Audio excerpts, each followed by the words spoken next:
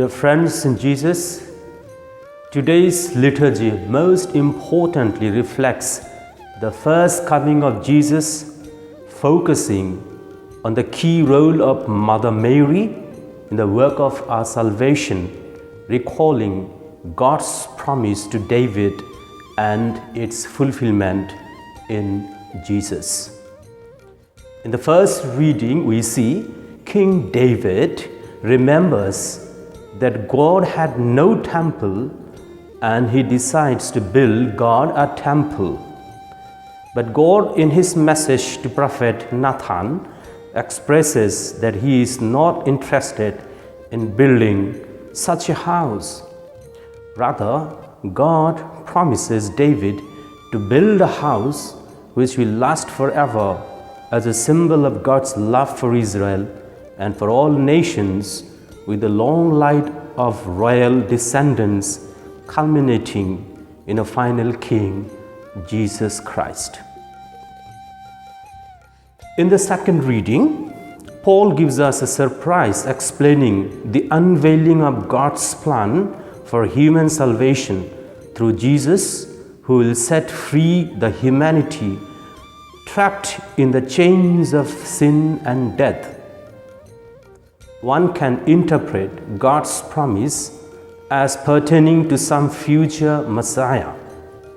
And in the New Testament, this Messiah is believed to be Jesus, shown in the Gospel today as belonging to the house of David. In the Gospel, we see a notable thing in character of Mother Mary, taking a daring decision to become the mother of Jesus, accepting the will of God revealed to her through the Holy Spirit, even she is a virgin.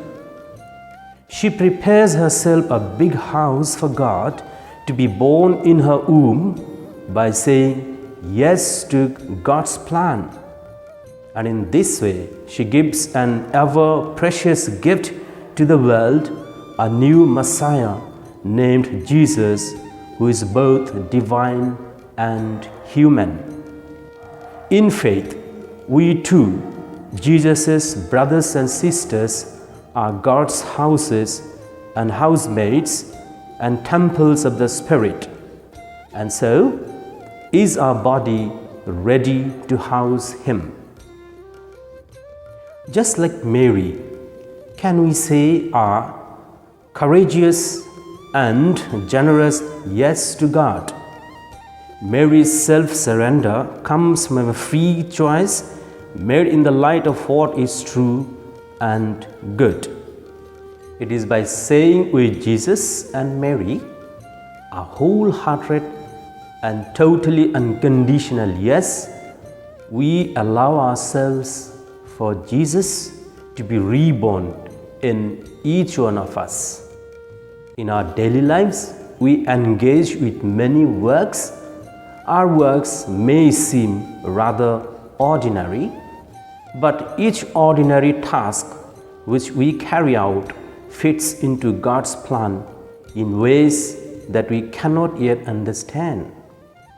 Perhaps God desires in each one of us a temple of love that binds humanity together, and not a construction of an impressive building under any social expectation.